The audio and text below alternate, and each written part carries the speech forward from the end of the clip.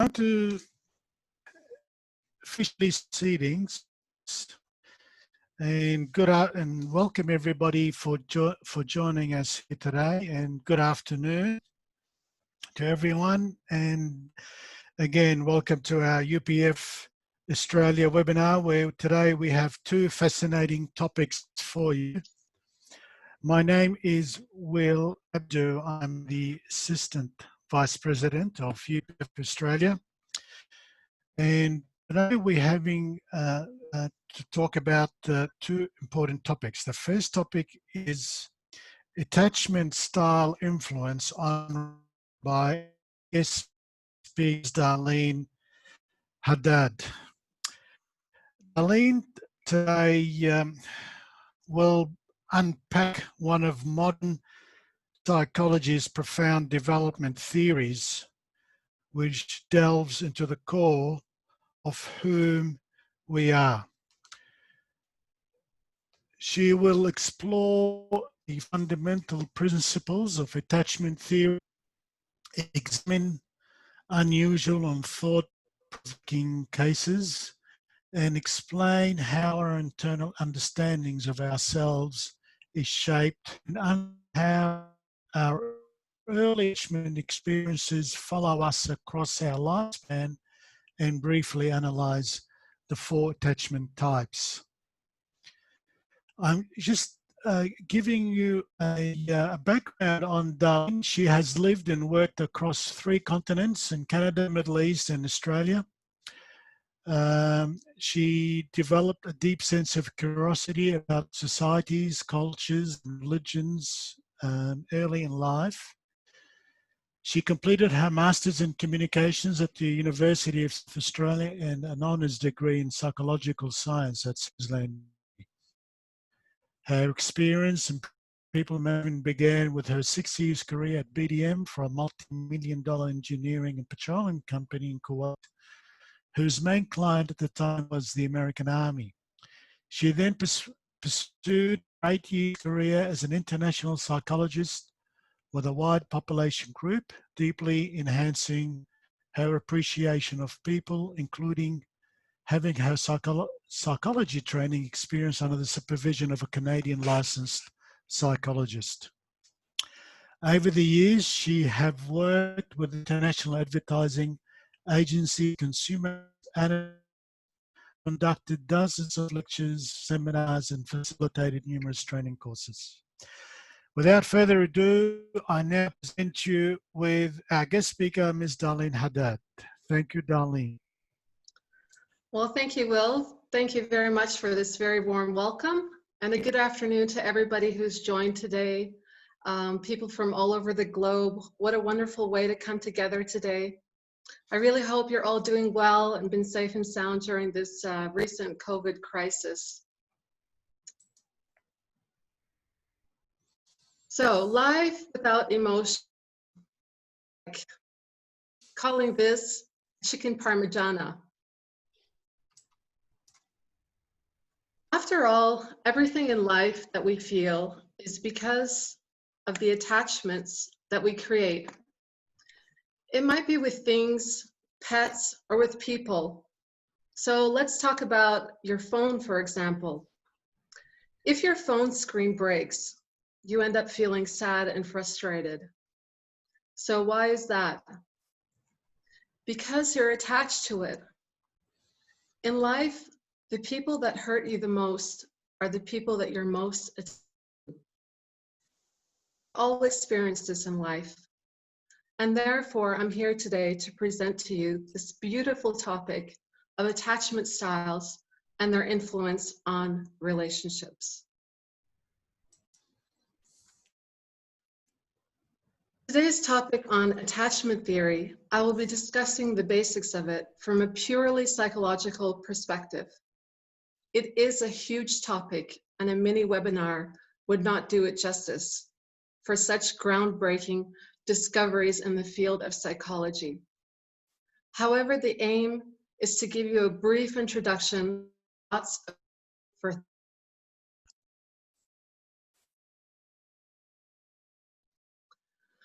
So the objectives of today's mini webinar are the foundations of attachment theory, whether early experiences shape adult attachment, the four attachment styles, the influence on our relationships and emotions, and reflection into our own attachment styles.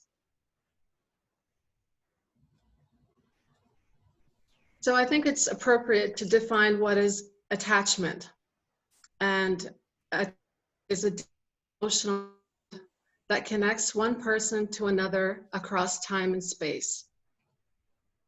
Psychologist John Bowlby was the first attachment theorist, describing attachment as a lasting psychological... Hi, John. It's Joseph here. I don't have audio. Can you help me out? I don't know what's happening.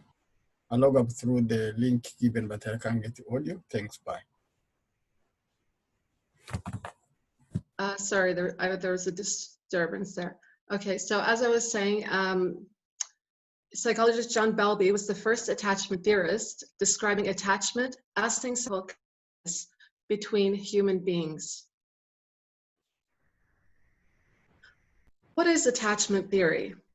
So, attachment theory is a developmental theory which describes a fundamental model of human development. Bowlby believed that the earliest bonds created between children and their primary caregivers would have a tremendous impact that would continue throughout life. According to Bowlby, attachment also serves to keep the infant close to the mother, thus providing improved results of survival.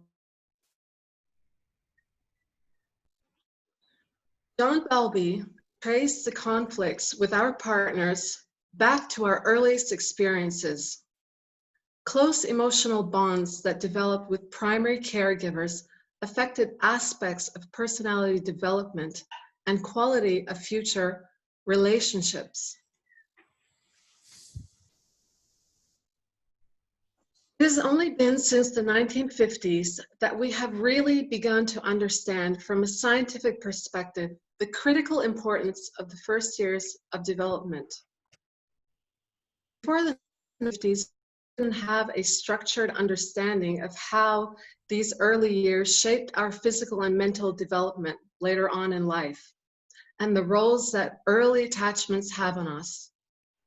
We are still trying to figure out the complexities of this system, and research is being made as we continue to progress in the fields of neuroscience, behavioral epigenetics, psychiatry, and psychological sciences to discover the answers. Attachment theory has also been described as an evolutionary theory, implying that secure attachment is an evolution. So what does that mean? According to evolutionary, we are innately disposed towards seeking out and forming attachments with others. Humans are pre-programmed for survival and genetic replication. An infant's basic needs are safety, security, and protection.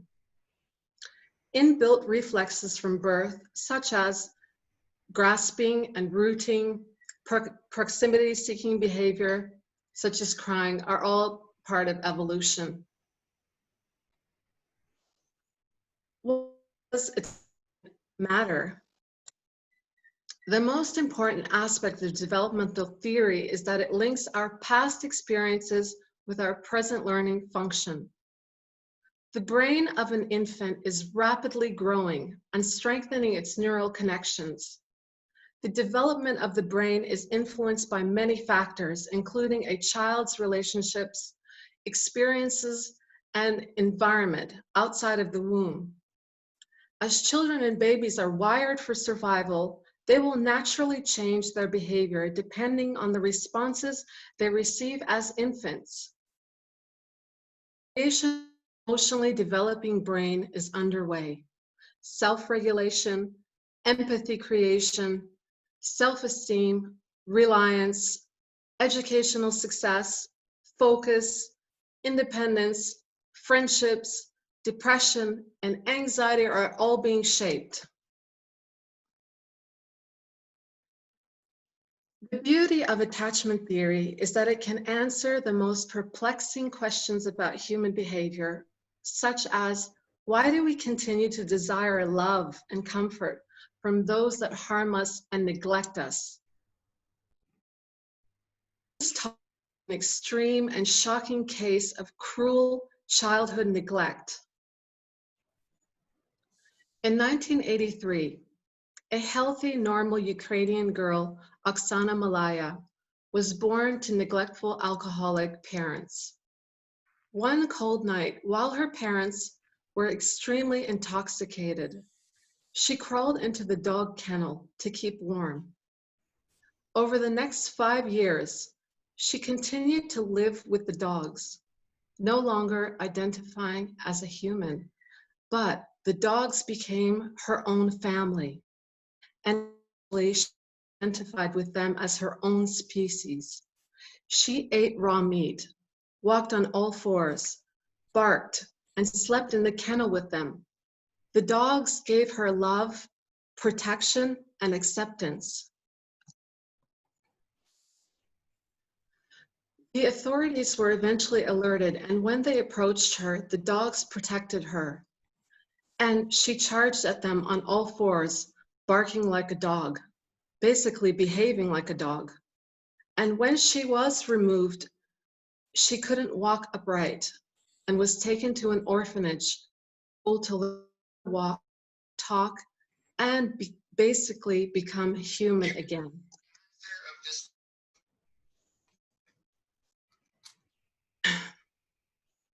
She was able to learn some simple language, although flat, lacking intonation and rhythm.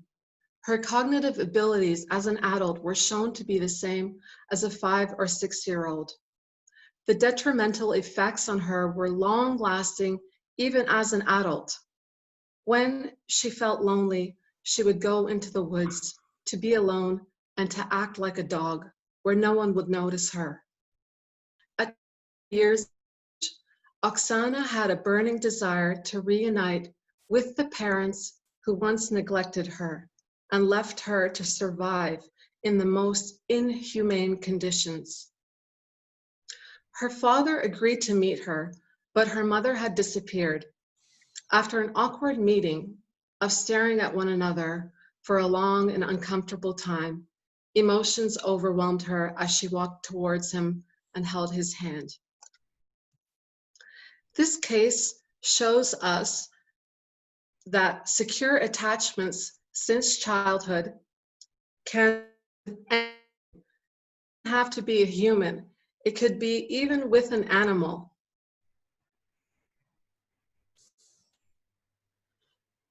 The most important task of the first year of human life is to create a secure attachment, emotional bond with a primary caregiver. Drawing from evolutionary theory, an infant is guided by their attachment from behavioral system, which was designed by natural selection for survival, because mammalian infants are born helpless. By instinct, we begin forming attachments with others of the chances of surviving in the world. We can't feed or protect ourselves, and therefore we need the help of others to help us survive and feel secure.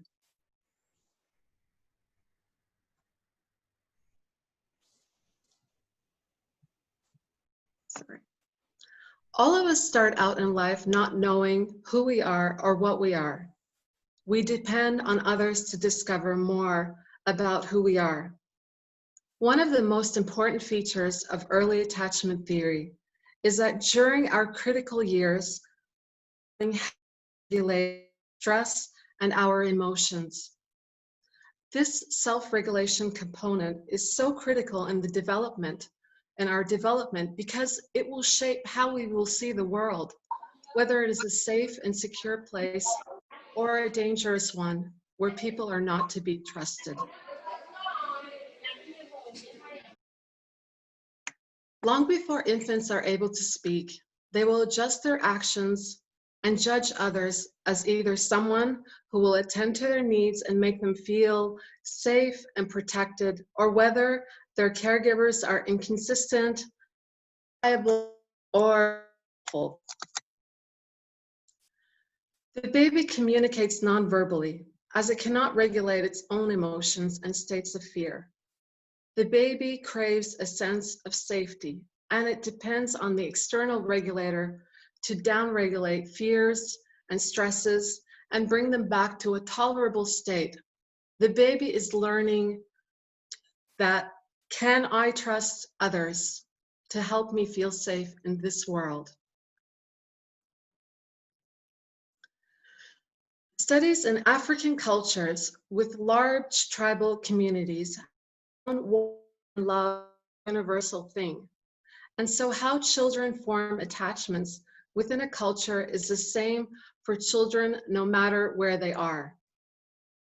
In most African societies, the common philosophy is that children do not solely belong to the parents, the biological parents, and parenting is not only performed by the parents, but also by the grandparents and the siblings, and even the neighbors, illustrated in the common African proverb, "It takes a village to raise a child."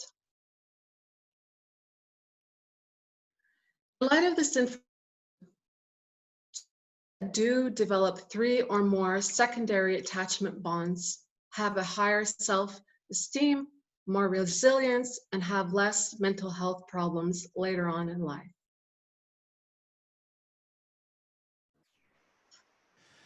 We come to wow, the that is, Q&A yeah, part. thank you, Darlene. Yes, we thank you so much, Darlene.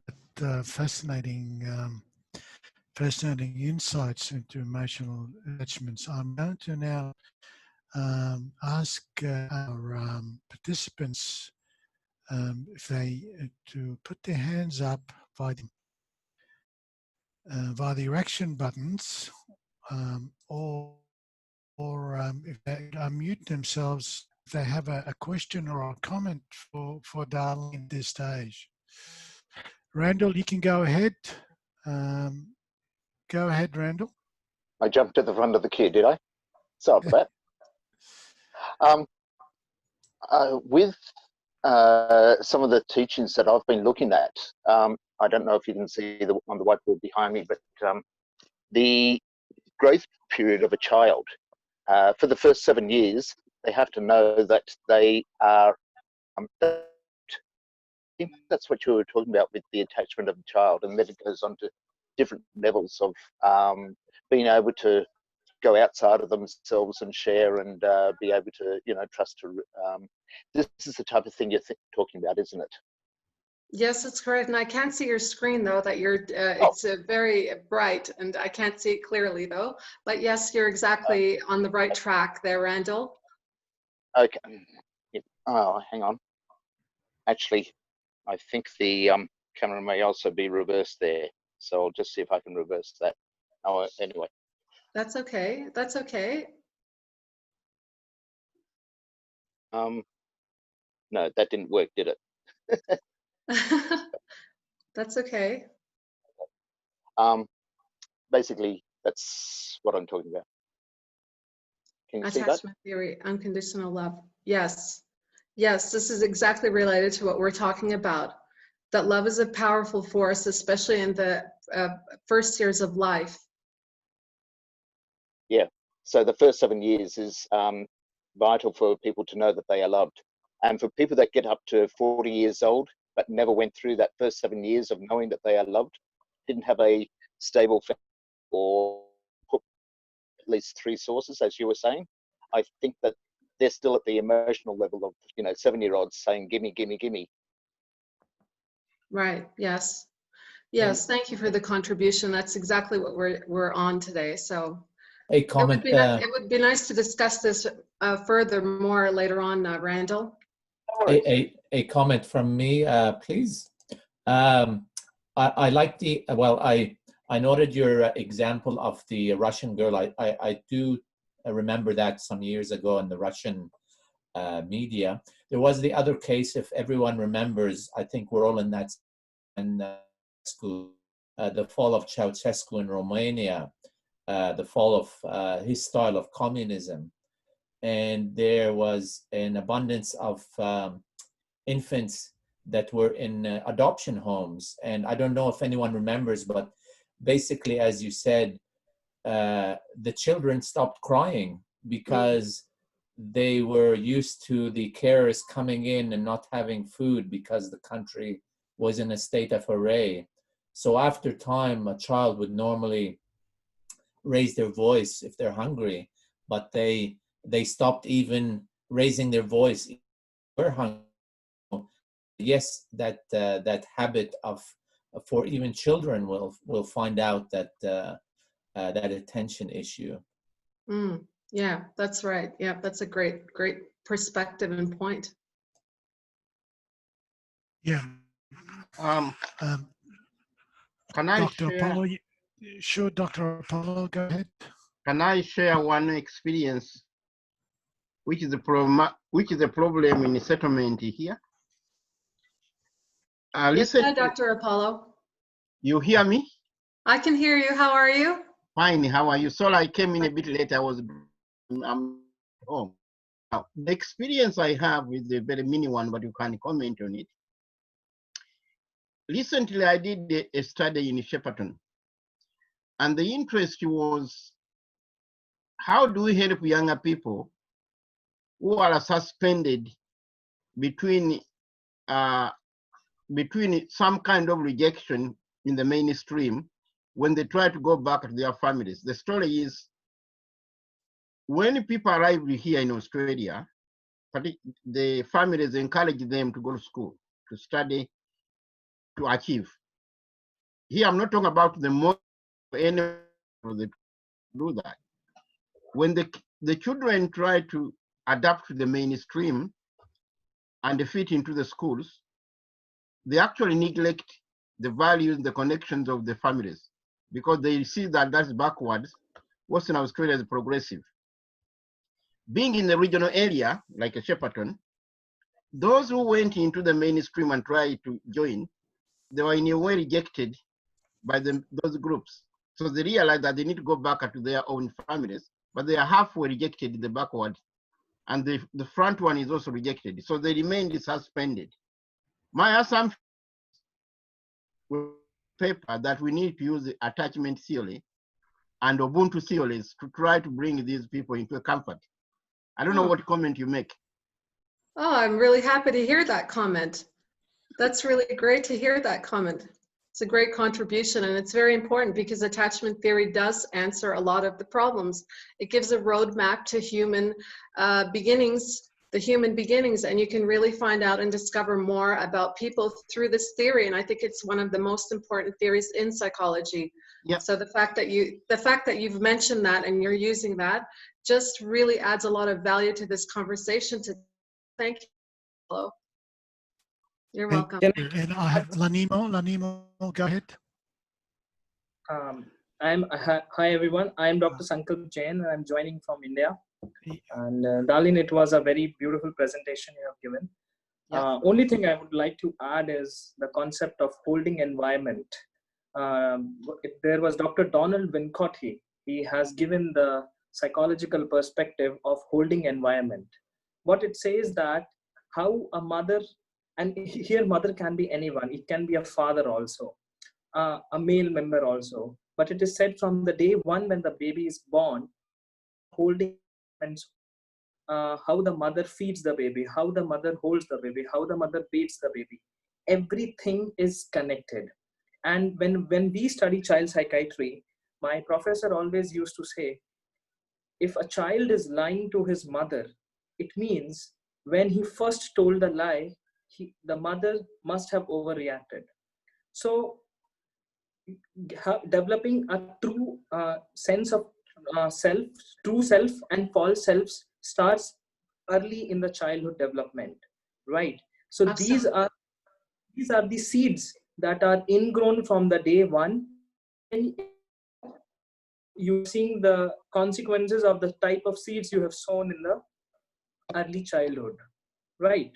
So Absolutely. these become difficult to treat But yes, if there is awareness in the person, we can definitely treat with these problems with psychotherapy and psychoanalysis. And it was Yes. something I said. Thank you, Was Dr. Senkel. Yes, absolutely, absolutely. And it's good to hear that you're doing this kind of work. You're from India, you said, and to do this kind of work and to spread it and share it, that's really important. And psychotherapy is definitely the way to go. I'd like to hear more about that if we. Yeah, we. Okay. You. Thank you. Darlene, I have a question regarding, you mentioned that 80% of the adult brain is physically grown by the age of 2. Is that correct? Pardon, Will, sorry, can you repeat that? The human brain is, by the age of 2, is like, has it been completed in growth by the age of 2? 8%, is that what you were saying? I was saying that it's growing.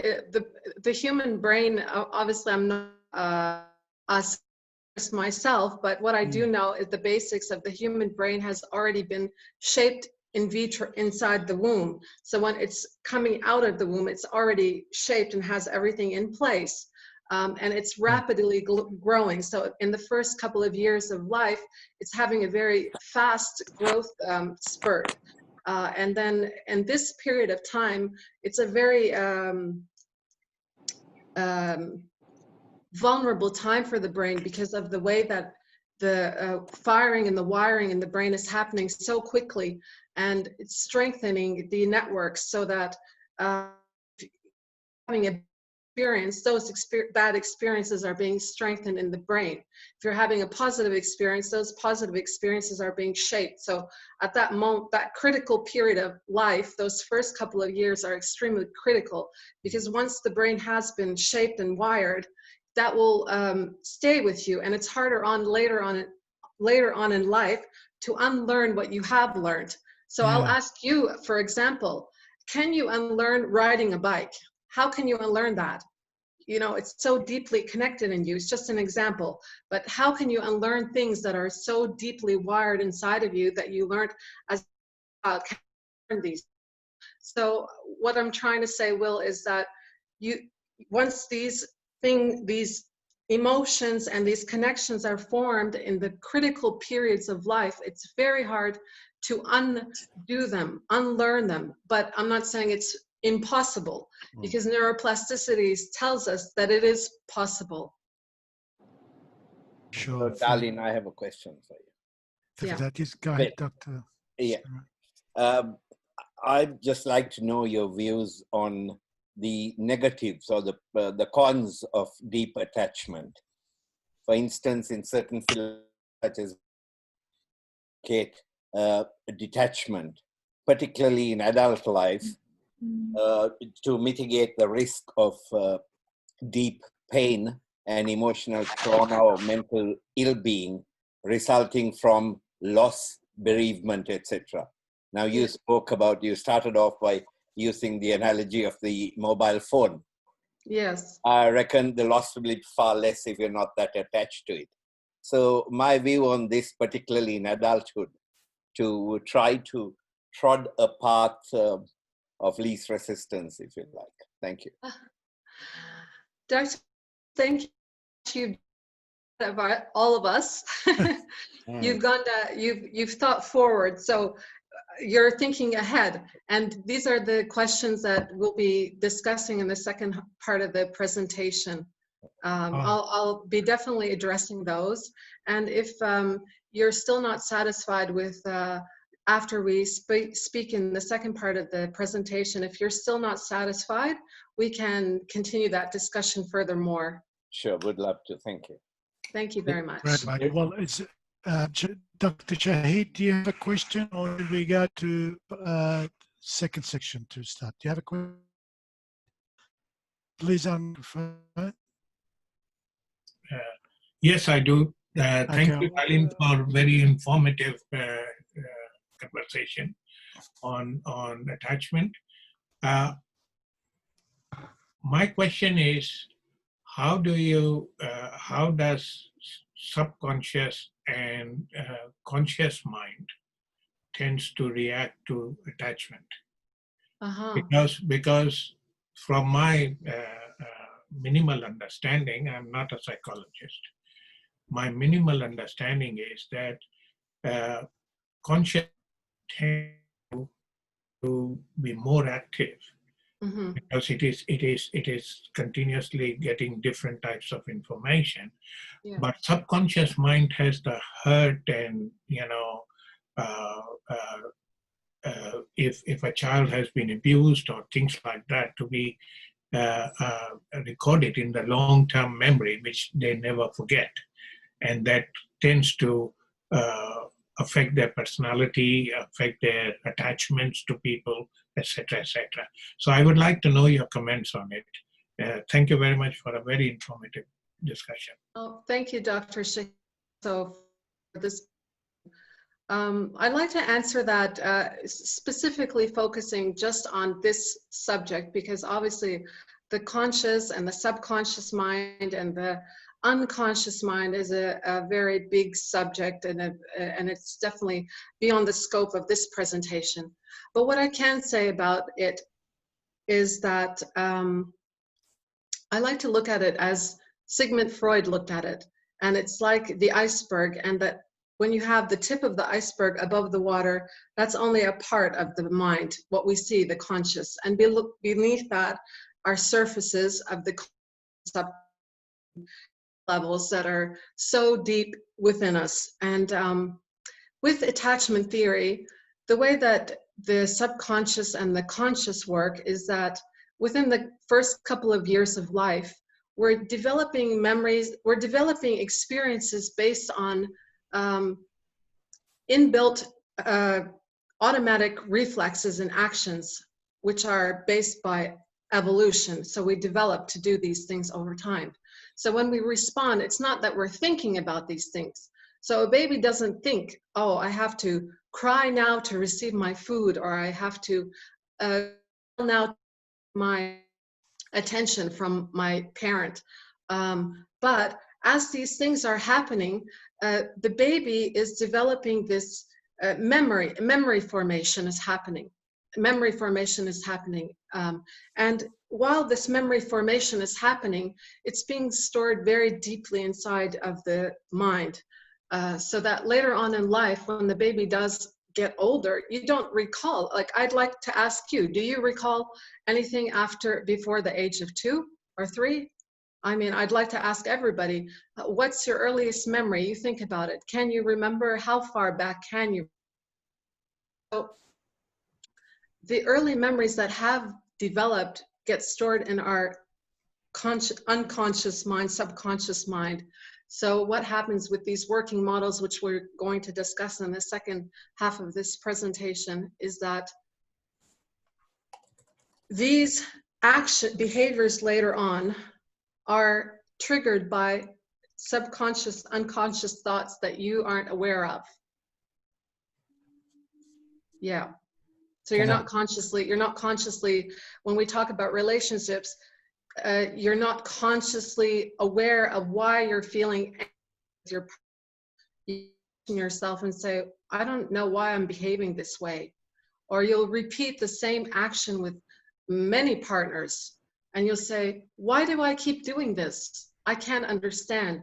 But there's a part of you inside of you, in your deep part of your system, your immune system has become, it's just become part of you. So that's the unconscious part of it in the attachment theory. Can I ask a question? You were talking about neuroplasticity and as we grow as children. I remember another documentary probably 30 years ago. I don't know if the under will be. They talked about traumatic situations in life. So extreme stress in certain situations, where we tend to remember those far more often than regular day occurrences throughout our life. So throughout our life, we have 365 days of the year, and then however old we are, but we don't tend to remember every moment, but we do have a certain number of instances that we remember them instantly. And I remember there was a theory by I didn't know some doctors at the time that adrenaline. So when there's an extreme shock or body, a lot of adrenaline, amongst other components, and that helps form the gel the brain in a way they talked about it, where the brain was still forming and it was still soft, but the adrenaline would help form it, and those memories would be almost be in there. So I don't know if the understanding is still the same, but I do remember that years ago. Yes, I read something very similar to that as you were just talking right now about the combination of the two interacting with memory formation. Yeah, thank you, Simon. Thank you, Simon. And ask you to please now proceed and start screen sharing your part 2. And I thank everybody for their questions, and we'll get to have a chance to ask questions again at the second part of Darlene's presentation. Please go ahead and screen share your second part of presentation. Thank you. Oh, okay.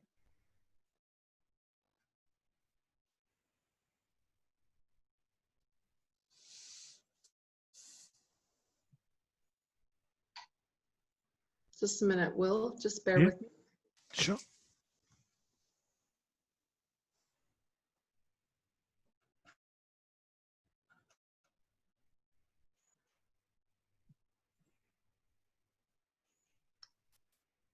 Will, can I just suggest that you mute your microphone? That stops your face being the center. If we only have the speaker there, then for the recording, it's better. Sure. Sure. Thank you.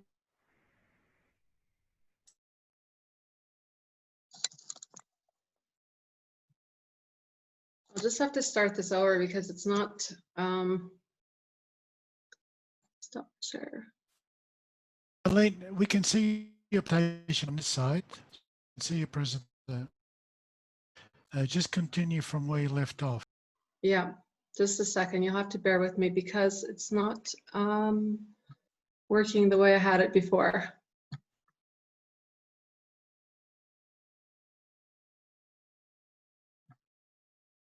Are you seeing anything there?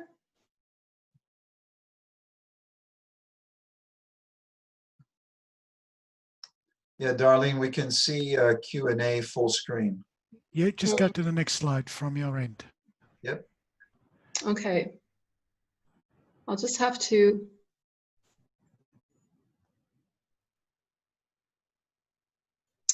Just a second. I'm having an issue here on my end.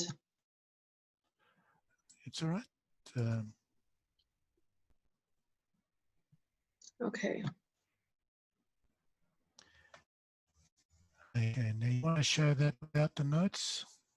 Yeah, I'm trying to get it. Is this okay if I share it this way because I'm having a problem with Yeah, sure.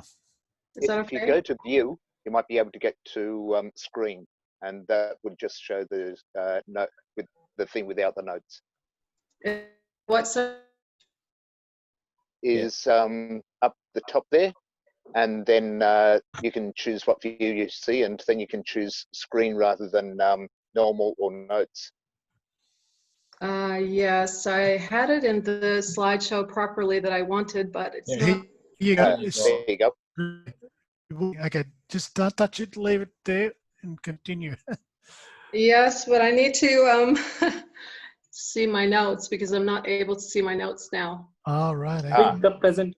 Yeah, show the presenter. You can Do it go with your ahead notes to, then. you can Okay. go Yes. to the presenter's view, Darlene.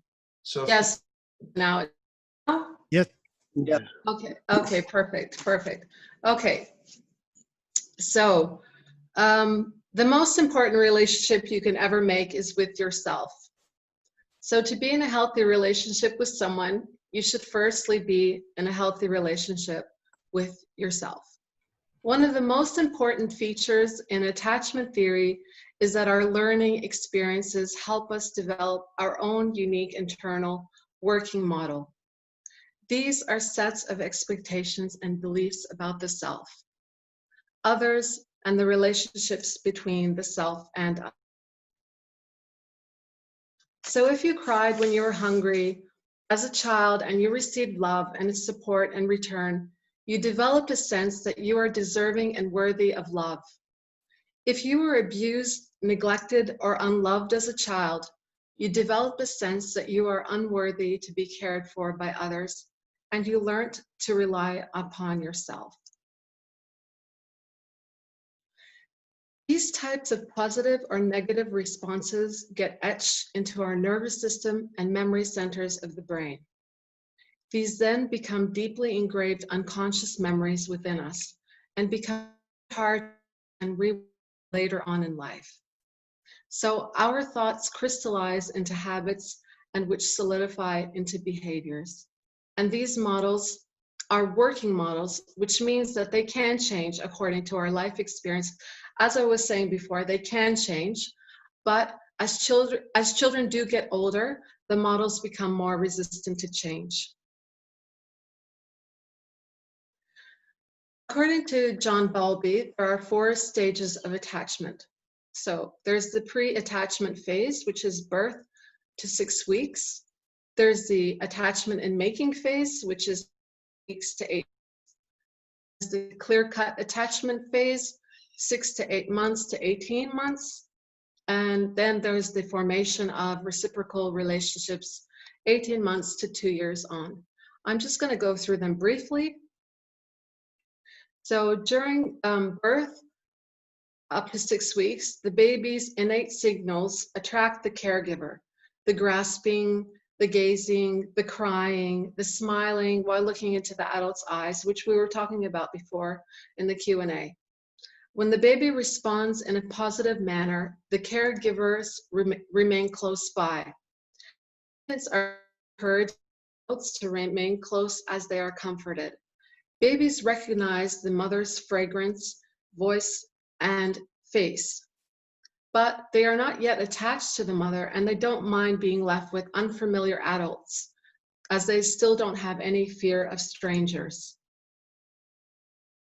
So between 6 weeks to 8 weeks, the infants respond differently to familiar caregivers than to strangers. The baby would smile more to the mother and babble to her and will become quiet more quickly whenever picked up by the mother.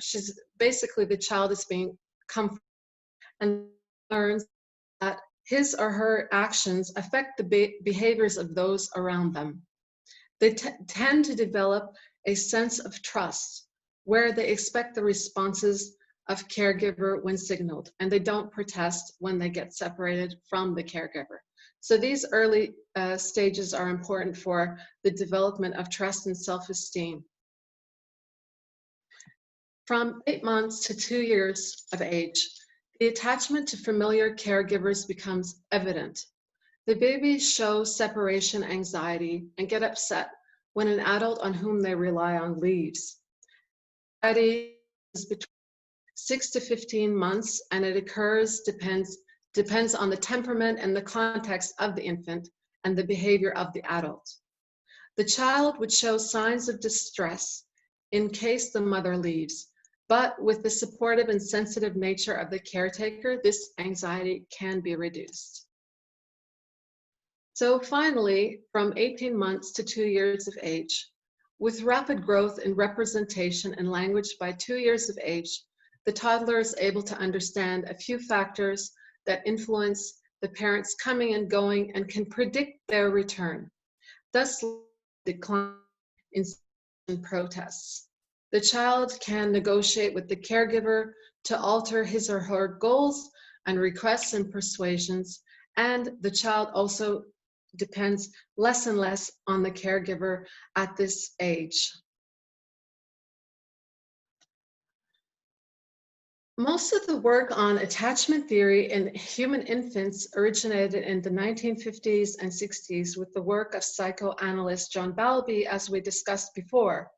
But his research was extended in the 1970s by Mary Ainsworth, who conducted very important experiments. She set up an experimentation room where the mother would leave the room and the infant in the care of a stranger.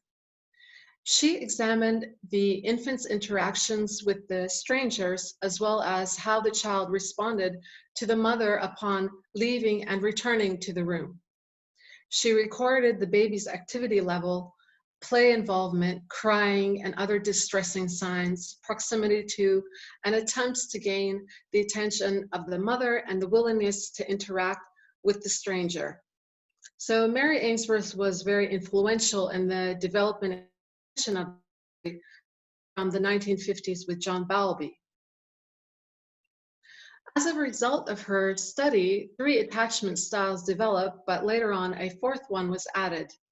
I won't really go into the experiment in too much detail, but I know that will be able to give you the slides, and I have attached a link in the slides about the experiment itself. If you're interested to watch it, it's really interesting and very fascinating, and it made a lot of progress in this theory. So studies on integrated attachments with adult attachments only began in the 1980s, and that's not long ago. I'm sure you can remember the 1980s very clearly, some of you. And that was done by researchers Hazan and Shaver, who discovered that relationships between infants and caregivers share similar features with adult romantic partners. So some of these similar features, so what you would see in an infant with its mother, or what you would see with an adult with their intimate romantic partner, were similar. And some of these similar features are both feel safe when the other is near, both engage in close, intimate bodily contact, both feel insecure when the other is inaccessible, both share discoveries with one another, both play with one another's facial features, and exhibit a mutual fascination and preoccupation with one another, and both engage in baby talk. On the basis of these parallels, we can argue that adult romantic relationships, like infant caregiving relationships, are a type of love attachment. Romantic is a property of the attachment behavioral system. So now I will go through the 4 types of attachments briefly, and as I go through them, I will ask you if you can identify with any of them by reflecting upon your own childhood, and perhaps even your relationship patterns, to see if any of it is true for you. So we begin with securely attached infants. In securely attached infants, the parent is attuned to the child's needs, responding to the child in a very supportive manner.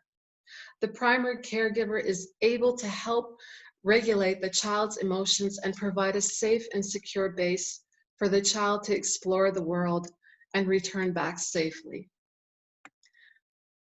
The child's self-esteem.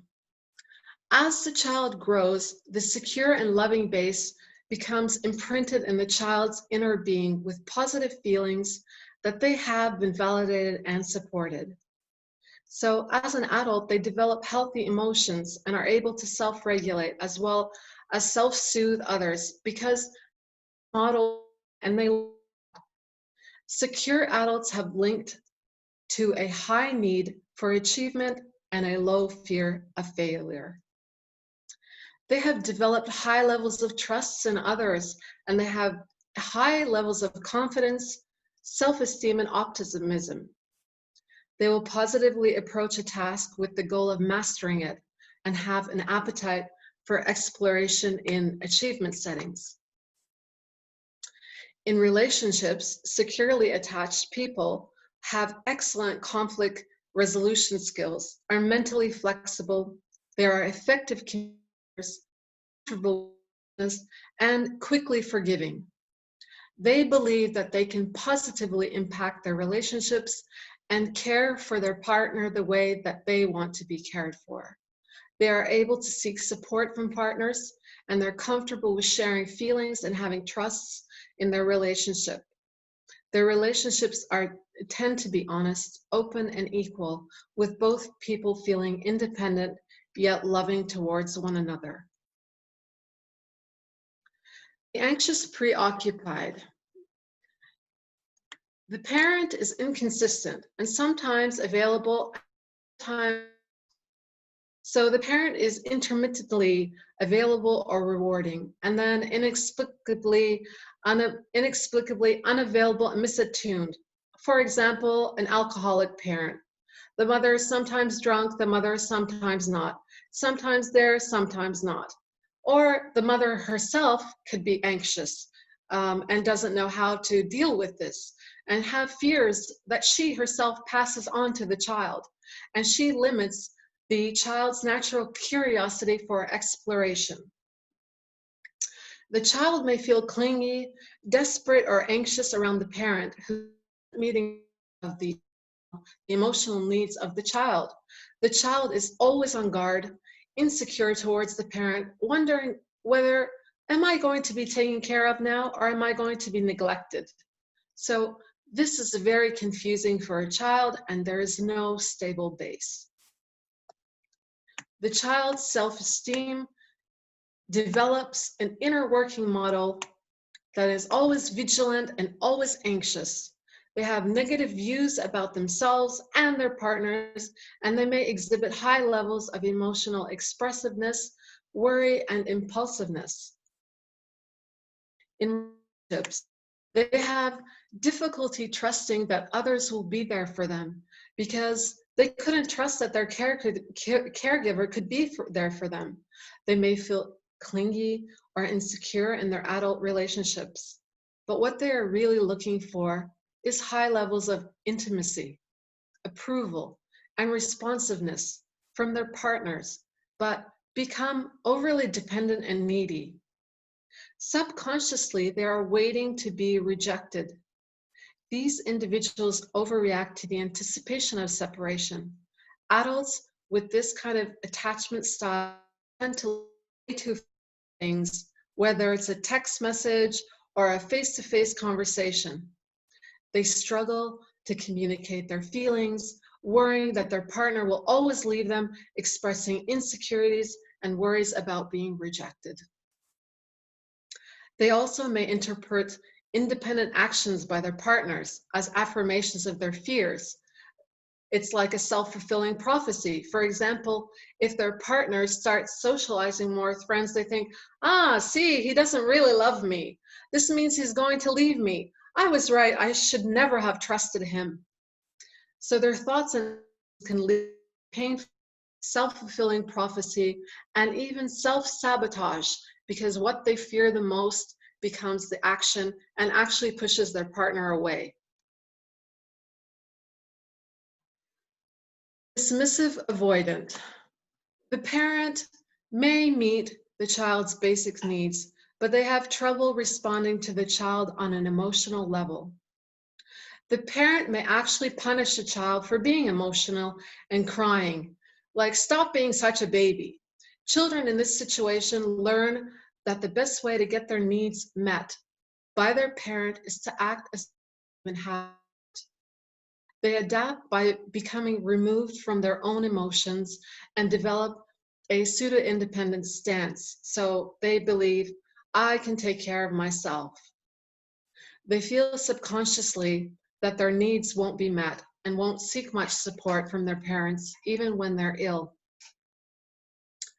At the core, they really want to be close to their parents, but they won't approach their parents. These children grow up quickly because they had to take care of themselves. The working model of relationships for these children is that they should avoid expressing their wants and emotions to keep safe. They view themselves as self-sufficient, invulnerable to attachment feelings, and not needing any close relationships.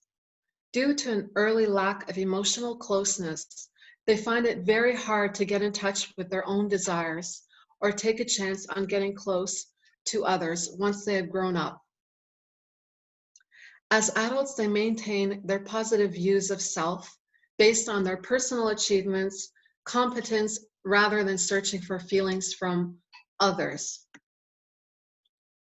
So basically what I'm saying is these are the independent life that show you that they don't need anybody. And in relationships, these people basically recreate the same emotional pain that they experienced as a child. They have a great sense of distrust in others, and they can't be convinced that others have the ability to give them emotional support. They try to create high levels of self-esteem by investing disproportionately in their abilities and their accomplishments. These children, don't forget, were punished and they were ignored for having feelings. So they tend to suppress their own feelings and deal with conflict by distancing themselves from their partner.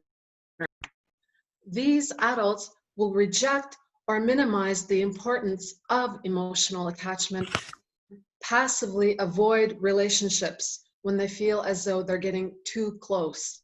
They will actually push people away, and they will tell their partners to grow up for being so emotional. If their partner threatens to leave them, they will say things like, "I don't care," and they will show no emotion. They strive for self-reliance and independence. And when it comes to the opinions of others, they are indifferent and are relatively hesitant to positive their peers. Darlene, I'm just going to just time. Can you give us a time indication? Just getting a time check here.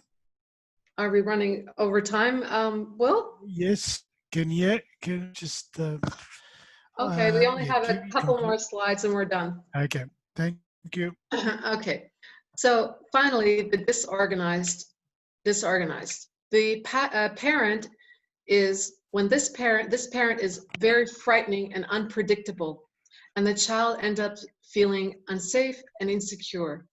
The experience without because one part of the child wants to go to the parent for comfort, but the other part is so afraid. Just to speed things up, this normally occurs in very abusive situations, very violent upbringings. The child is living in constant fear because a part of the child wants to connect to the parent, and that's their natural instinct to get close to their primary caregiver. But on the other hand, they're so afraid of what they're experiencing in this kind of situation that torn their drive for survival and safety, and also for their deep need to connect. So these children grow up with very disassociated personality. They grow up really confused and frightened, and they have a very disfigured sense of self. They can't regulate their emotions when they're angry, and they have difficulty calming it down. And I'm sure for the psychiatrists in this audience, like Dr. Sankel, this is a case that they see quite often, and this is quite a difficult case. And I myself am not experienced, but I know that this is a really frightening place to be for children, and there's a lot of research that comes out showing that these children develop multiple personality disorders later on in life. And in relationships, these children desire intimacy, but their traumatizing memories of childhood cause them to disassociate and close off because their feelings emerge as anxiety and self-hate when in close relationships. They feel desperate and clingy, and their behaviors are very scary and erratic. They can even become violent, and whatever this is, the abuse and the violence, they would carry on into their relationships in future life. So to conclude our presentation today, I'll just make three brief summary points. Is that attachment refers to the unique bond that is formed in infancy with the primary caregiver. The type of attachments created will act as a template and shape how our future expectations on how we give and receive emotions and love. And finally, early attachments predict how we will attach to others in our adult years, especially in our relationships. I'd like to make a final statement. throughout my time working with people and hearing about their relationships. The thing that fascinated me was discovering that an 80-year-old person versus a 20-year-old person can experience similar kinds of emotional conflicts with their partners and with themselves. I thought by 80 years old, one would have figured out their feelings and sorted out their emotional issues. But what I truly uncovered was that heartache and heartbreak don't actually have an age limit. This is originally me to delve deeper into the understanding of attachment theory. This is just not any kind of theory. It's a way to understand our attachments with loved ones and with our relationships with ourselves. And if we needed a map to understand human emotions, then this would be a pretty good one. Actually, it would be an awesome one. Just as an oak tree can live for up to 1,000 years and withstand the hardships of climates, attachment theory gives us a strong basis to understand ourselves and withstand the hardships of emotions. Thank you so much for being here today with me on my presentation, and I'd like to send a special thanks to my beautiful parents and family that have been here today to attend, my cousin from Adelaide and my relatives, my gorgeous friends from India and Kuwait and Lebanon, Dubai and Canada, and I have a special thanks to Muriel from Winnipeg, Canada, who stayed up past midnight just for this presentation to be here with us, and all the great friends and support in Melbourne. I have a special thanks for the members and colleagues of the UPF. And finally, a big thanks to the president of this association, Dr. John Bellavance, and our vice president, Will Abdu, for the great collaboration. Thank you very much. Thank you, Darlene. What a wonderful and informative and insightful presentation. It goes to the core of our existence. So thank you so much. I just want to tell you, if you have questions, please, we're happy to take questions offline for Darlene, but due to time constraints, we need to really go on to the next topic with our Vice President, Dr. John Bellavance, and we'll take those on board and pass them on to Darlene. Thank you again, Darlene. And we have with us is the Dr. John Bellavance talking about managing ourselves and self-actualization. And we will be covering emotional self-awareness allows us to reason about how much our emotion influences decisions and behaviors, where reason and emotions reciprocally influence each other. Present you with Dr. John Lance. Okay. John. Good afternoon, everyone. Can everyone hear me okay? Yes. Good. And the reason being is my internet's a little bit unstable at the moment, so I hope that my voice will be okay and we can go through this. Look, I'm here representing Universal Peace Federation, and in these webinars I always like to talk about the underlying philosophy of Universal Peace Federation, which is unification thought. Our founder, Dr. Moon, talked about the 3 pillars of peace building. The first is the peace within ourselves. The second is our relationships, which Darlene covered really well. One of the nice little mottos that we have in UPF is the family is a school of love, and I think her presentation really talks about this, the importance of love in our relationships. And the third pillar is our relationship to the environment. So I'm not turning my video on simply, not that I'm trying to be rude, it's just because my internet is a little unstable, so I'd rather focus on the presentation and my voice. So the 3 pillars basically are peace within ourselves, peace within our families and our relationships, and peace with our environment. And of course, those 3 are dearly needed in the world today. So The first thing is that we have to have peace within our mind and body, and we have to do that by centering on the right values and purposes and love. And so who we are and what we do largely is an outcome of our relationship between mind and body. And so when we look at the global situation right now and we look at the conflict in the United States, we realize that the police officers that brutalize people, who they were and what they do is an outcome of their values. And we would argue in the Universal Peace Federation family is an outcome of their lack of love.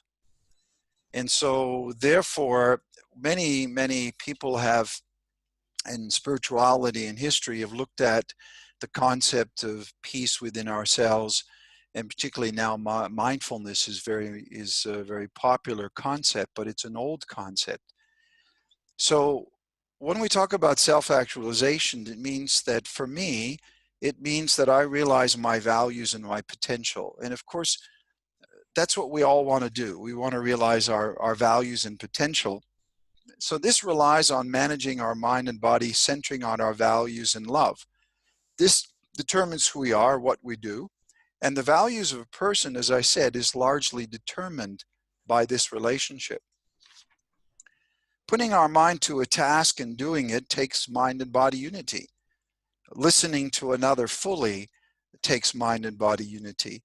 This relies on a certain amount of self-awareness of our values, purposes, our emotions, our strength, our weaknesses, and how they influence our behaviors and how they influence our relationships with others. So managing our mind and body well involves the mind's capacity to manage our thinking, our emotion and bodily impulses in the pursuit of values and purposes that are important to us. Emotional intelligence, that's a good definition of emotional intelligence in the sense that we can realize our potential and we can manage our impulses well.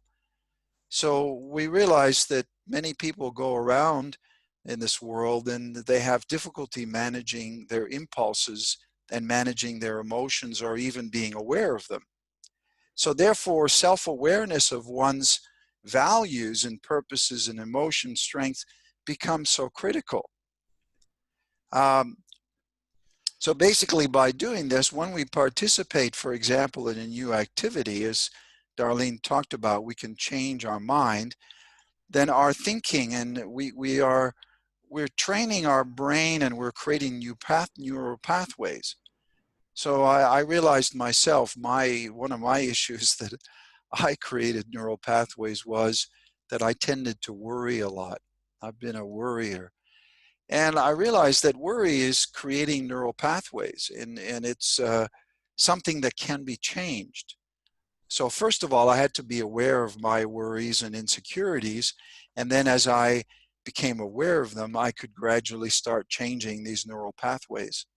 So when an activity is repeated, the pathway gets stronger until finally the new behavior becomes the new normal.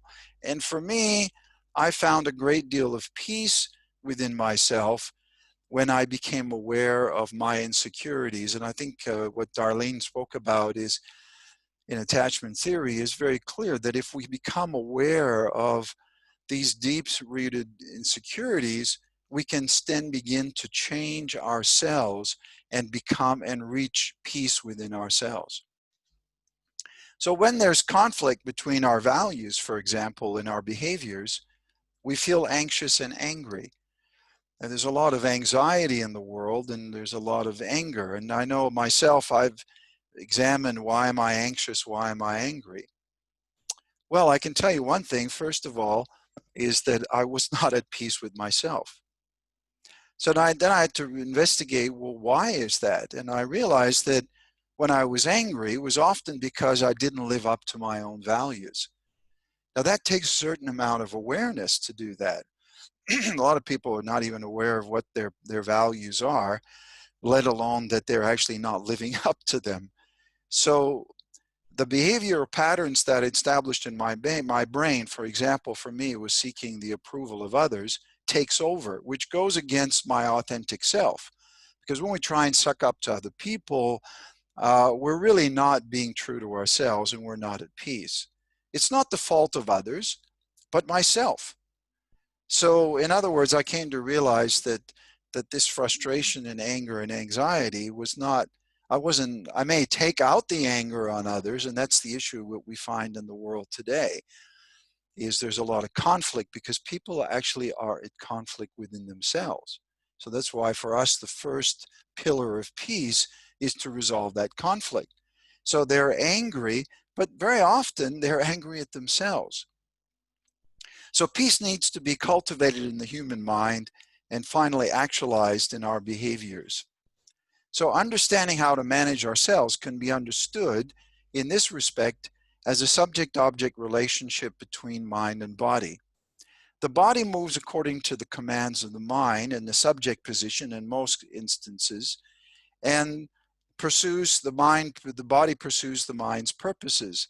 However, the body's physiological functions also, mostly in an object position, also affects the minds. Now, as we all know from systems theory, this kind of feedback is continuous. So if the mind can be in the subject position in some instances, whereas the body clearly is in a subject position in another situation. For example, if we exercise takes willpower. I have to want to do it. So I have to place the mind in the subject position to guide the body, which generally is quite lazy. This is called the process of negative feedback, in which the mind pursues a goal and resists the impulse of the body to be lazy. If laziness wins over the mind's determination, the body takes the subject role over the mind, reinforcing the lazy behavior. This is a process of positive feedback, in which case is not truly beneficial. However, positive feedback can also be beneficial. So when we exercise, our body feels better and it causes us to want to exercise more, hence reinforcing that behavior. So therefore, knowing ourselves, if we look at the different pillars of managing ourselves, is we have to start by knowing ourselves, which is, know thyself from the Greek philosophers. We have to know our values, our goals. We have to be emotionally intelligent. We have to become aware of our emotions. And we also have to have self-control. This just allows us to create our identity, to achieve our potential, to live consciously, which is know thyself, responsibly and lovingly. And that is to become an actual self-actualized person. A young woman posted this on Facebook, and she says, anyone seen the effing plot, because I've lost it somewhere. I think this is telling of the age that we live in, because anyway, we've all asked at some point of our lives, what's the purpose of my life? I know I have, and continue to do that. As you said, Darlene, you're not suddenly self-actualized because you reach the age of 60. It's really an ongoing process. So first of all, we need to ask, what are my values? What are my goals? And because actually we know that these provide meaning and sustain our lives. So for me, my values, the why of my life becomes very important. And we need to know who we are and what's important to us to chart our course. The same young woman posted this on Facebook, and, let's get drunk. Some psychiatrists maintain that 1/3 of patients seeking help for mental professionals present with issues of lack of meaning and purpose in their lives, rather than chronic anxiety and depression. So the values issue is actually very critical here, which such widespread phenomena as the depression, aggression, addiction are not understandable unless we recognize the vacuum of meaning and responsibility in the lives of many people. So therefore, the process of self-awareness and self-evaluation of our own values and reasoning, and the impact of our values on behavior, is an integral part of our personal growth. Some of the students I interviewed for my studies shared about the remorse they and their peers felt about their actions on social media. So this showed that even a 14-year-olds could come to have some level of self-reflection about about their learning, but also some sense of responsibility, which brings me to the next topic, and that is that I remind my students all the time that life does not owe us happiness. And I find this to be a critical thing in our age, because we live in the world where we all just want instant happiness. And, you know, I have to say shopping has become our new religion.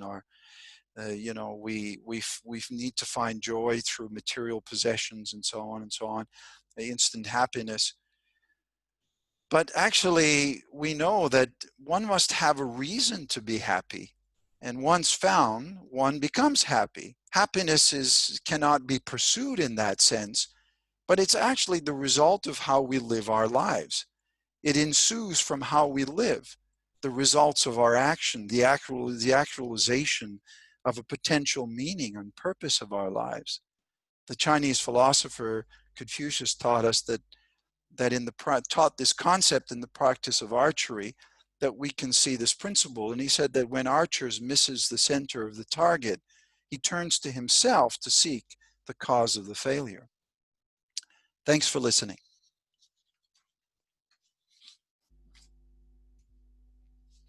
Thank you, Dr.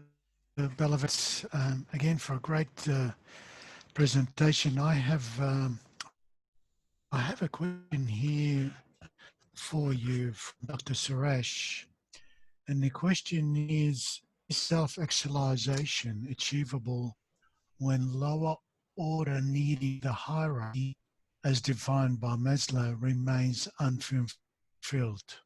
The lower order needs in the hierarchy, John. Typo there.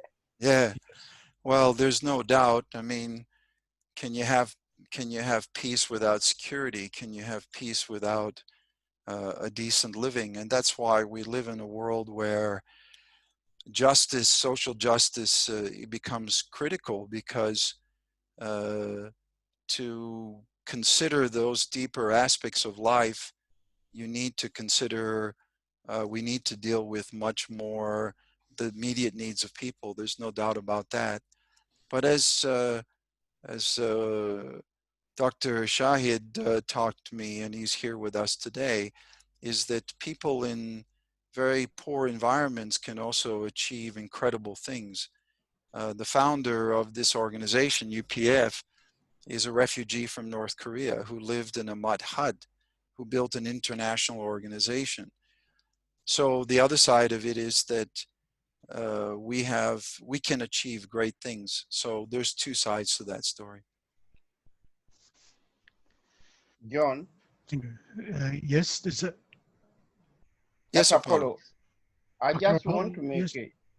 I just want to make an on Darlene for the good presentation. The observation I'm making is that we've been constructed in the world of egoism,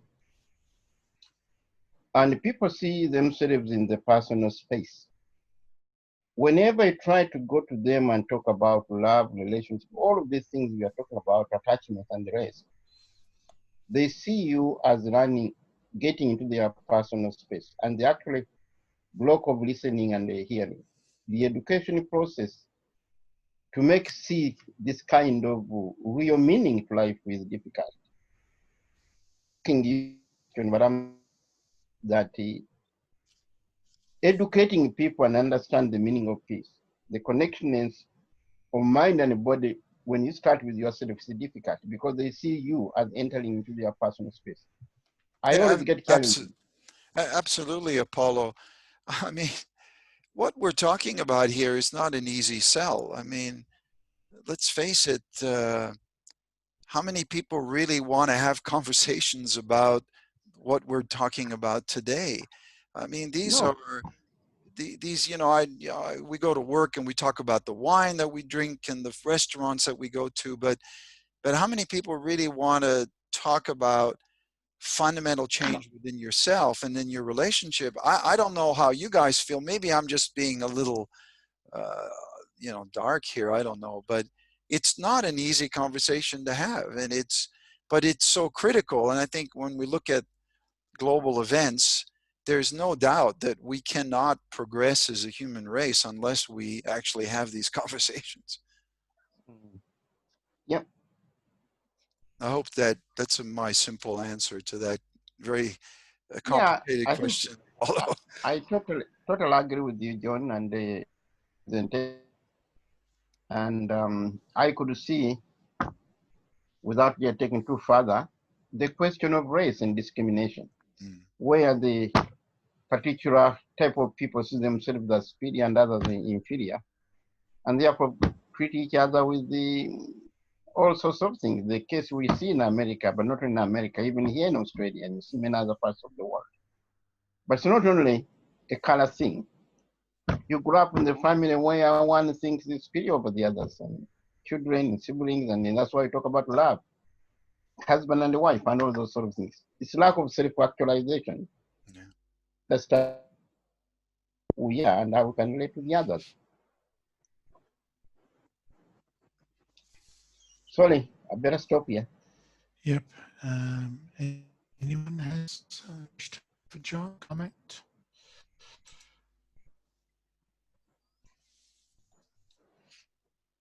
I just wanted to mention, please email me, and we'll, because I'll send both presentations out. And also I'm trying to get you on our database, because if you're interested in some of the webinars in the future. So in the chat session, I put my email, but you can also get it from Darlene and from Will. Yeah. Yes. Are we okay? Yep. Will? Yes. And John, are we okay to use the materials in our discussion or conversation or any academic work? Is that okay if we could use some of the presentation contents? It's okay with me. What do you think, Darlene?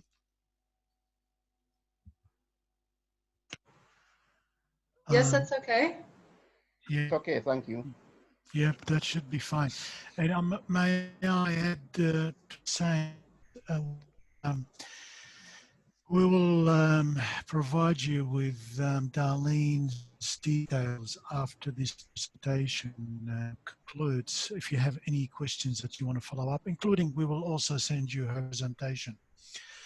And I'm just having a look at now that, yes,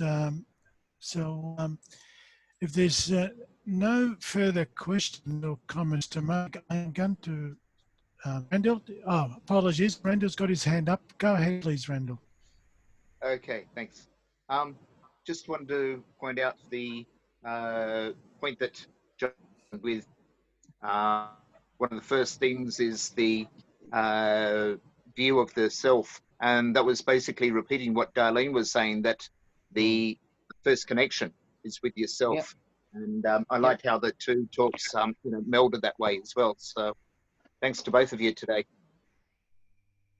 Yes. Darlene, is that okay that I do connect you on further discussions? Yes, of course. It's okay. Yes, definitely. I'd like that. Thank you. Yes, please do that, and we'll. And for anybody else that would like to connect, I'd like to back to wonderful that you all have made. So, and Dr. John, also as well with you and your presentation, our collaboration, it's been wonderful. So you've also strengthened and reinforced what I was talking about. So I think it was a great union for today. Yeah. Yes, and I want to also for overseas, for people from overseas attending this webinar, we will also provide you with Dr. John Bellavance contacts if you have any questions for Dr. John following up this webinar. So we'll provide you with both his contact details and his. I have one more question coming through from Nelson. Go ahead, please, Nelson. Unmute your microphone. Hello. Just want to say thank you for beautiful presentation from Darlene and also from Brother John. So thank you, everyone. I really appreciate all of your work, and I pray daily for all of you. God bless you and peace be with you. Thank you. I just wanted to thank you very much. I just wanted to share a few final words, and that is that I believe that the central value of life is love. And this is not a joke, or I'm not a hippie, you know, although maybe I was at one time, you know, peace and love. But love is a central value of life because it's the foundation for everything.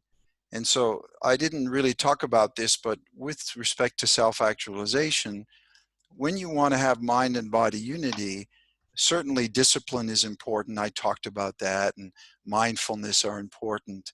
But more than anything else, we have to experience love in our life.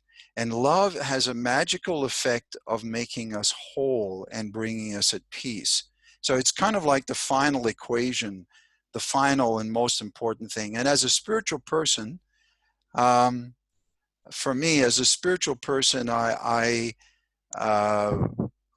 would like to introduce the idea that there is a God, and that God is the source of that love. And that's really important for me personally. I'm not trying to preach here, but this is an important aspect of self-realization, is to experience God's love.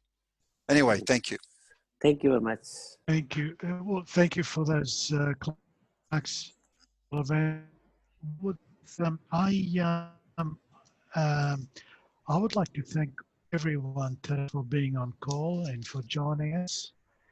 And I trust, like I did, I found the topics today were very insightful and wonderful to listen